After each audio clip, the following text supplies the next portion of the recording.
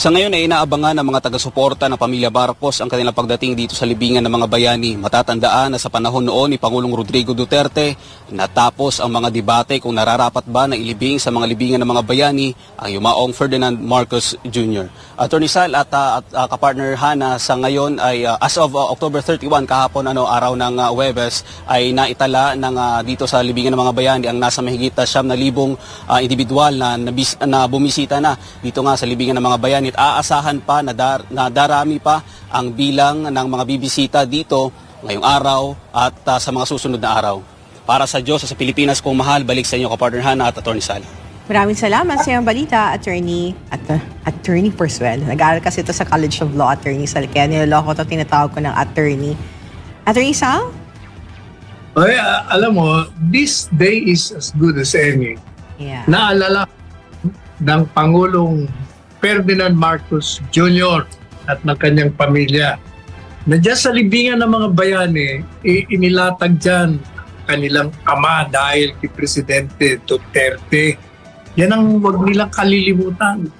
Sana kung hindi niya nilagay dyan, nandun pa siya sa Ilocos. Nakalatag lang siya doon. Pero yung hindi nagawa ng 4 na presidente, ginawa ng dating Presidente Duterte. Yan ang dapat nilang alalahanin. Pero yan, Attorney Sal, kung maalala. Yan ang problema. Kasi mahirap Attorney Sal, na ipaalala sa isang tao na may utang na loob ka ba, may pabor na binigay sa'yo, o may ginawang kabutihan sa'yo kapag nasa kapangyarihan ka na. May ganun ba klaseng tao, Attorney Sal? Marami. Samantala, Attorney Sal, kinundena ng ilang human rights group ang desisyon ng Korte Suprema na pagbasura sa hinahin o inihain writ of amparo and habeas data lamang kaya habeas laban kaya dating Pangulong Rodrigo Duterte at ilang pang opisyal ng state forces kaugnay sa umano'y pagpatay sa mga human rights workers. Sa desisyon ng Korte Suprema, final and executory na ito noong April 29, 2024. Una namang ibinasura ng Court of Appeals sa petisyon ng karapatan, Rural Missionaries of the Philippines at Gabriela. Attorney Sal, ano masasabi mo dito, Attorney Sal? Yan. Kaya yung ating yung kaibigan nating senador na nag-aabu-abugaduhan dyan. Yan nasagot sa mga akusasyon mo.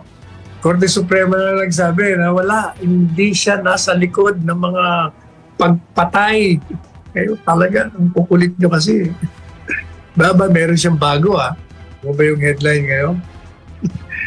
Yun daw si Presidente Duterte pag naimbitahan ulit yan sa Senado. At pag nag-mura na naman, iko-contempt niya na raw, iko-contempt. Mm-hmm. Ay, nako. Mabuti kung makapasa ka doon sa mga naroon. Kasi pag nag-motion ka. Sabi niya, very rude daw. Pinaliwanag naman niya kung yung kanyang expression, hindi lang more, against the criminals. Pinapakita niya lang yung rage. Ang masama kung minumura mo siya, hindi naman o minumura mo yung mga nandun, hindi naman. Expression lang yun. Kasi nga daw, Attorney Sal, di ba sabi niya, she's eyeing na i-contempt nga si former President Rodrigo Duterte kasi bisita nga daw siya sa house, bakit daw ganun yung pag-uugal niya, throwing garbage daw. Sa kanilang investigation daw, Attorney Sal, on the EJK issue, doon sa war on drugs, sabi niya, no one, not even a former president, is above the law. Ken? Sabi niya, and I quote, in our investigation and extrajudicial killings in his war on drugs, no one, not even a former president, is above the law.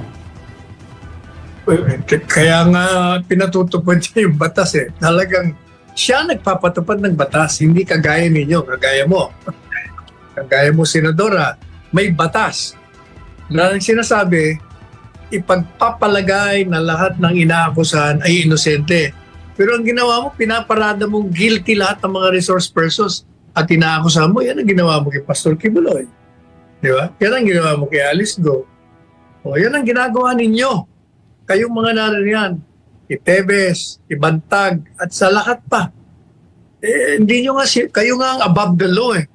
Kung makapakulong kayo, hindi lang masagot ang mga tanong nyo, pinakukulong nyo. Pag hindi nyo type ang mga sagot, pinakukulong nyo. O yan ang above the law. Hindi nyo sinusunod ang batas. Mhm. And sinabi din nga Attorney Sal, no, na tila daw na-hypnotize yung public during the 6 years stint ni former President Rodrigo Duterte. And they also, hinijack daw ni former President yung hearing, Attorney Sal, with his expletive-laden defense.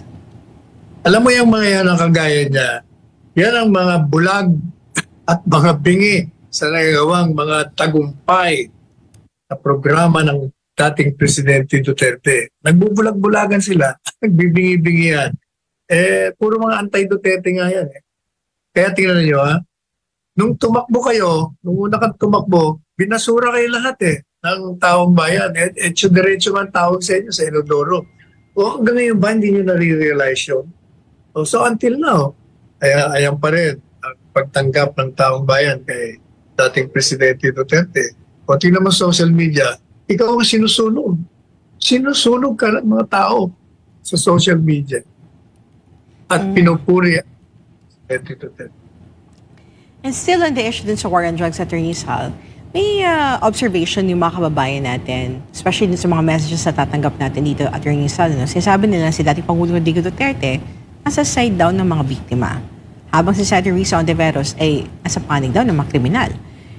Hindi daw perpekto ang paglaban ng illegal na droga. Kung kaya hindi may iwasan na may masawi, Attorney Sal. But Attorney Sal, sa tingin mo, nakikita ng mga kababayan natin, bakit ganito ang pag-iisip, no? Ang perception ng ating mga kababayan sa nangyaring hearing, Attorney Sal? Kasi nga, mga anti-Duterte yan Kaya dahil anti-Duterte, lahat ng kinakampihan ni dating Presidente Duterte at ng taong ba at yung mga kalaban niya kriminal, yun naman ang kinakampihan ni itong senadorang to at yung mga kalyado niya. Pero alam nyo, maniwala kayo hindi. May katapusan lahat yan, may hangganan yan.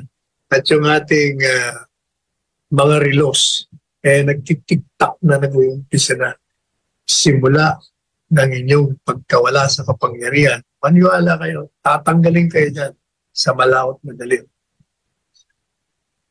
And Attorney Sal, kahapon may panibago na pinaghihinala ang Pogo Hub na sinalakay ang mga otoridad sa pangunan ng Presidential Anti-Organized Crime Commission na PAOK.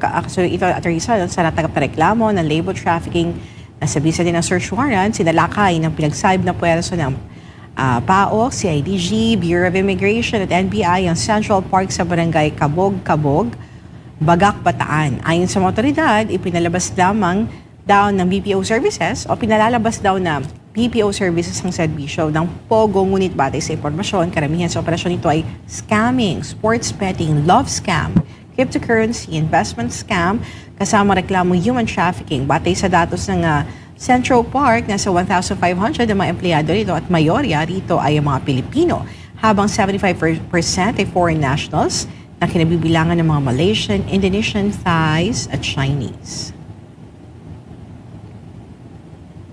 Bayan, abulin nyo lahat. Kasama na yung mga nag-aabugado sa kanila. Ayun, abulin nyo, pakulong nyo. Ang problema, parang hindi ko maintindihan din Parang akala ko ba pinahintunan natin ang Pogo. Bakit meron pa rin? Binago lang niya yata pangalan